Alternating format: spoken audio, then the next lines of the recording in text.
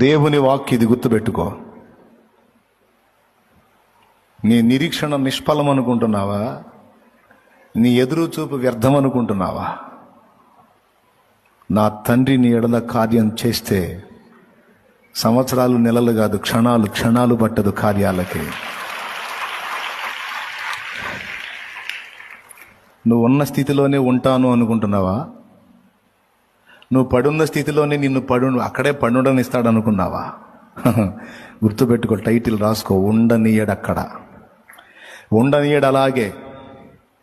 ఎంతకాలం నాకు ఇది, ఎంతకాలం అన్న నీ ప్రశ్నకు సమాధానం ఆట్టే కాలం ఉండదు, ఉండనీయడం.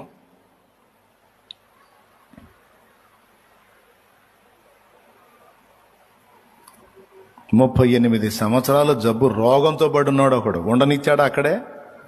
వాడప్పటికి బహుకాలము నుండి ఆ స్థితిలో ఉన్నాడని ఎరిగి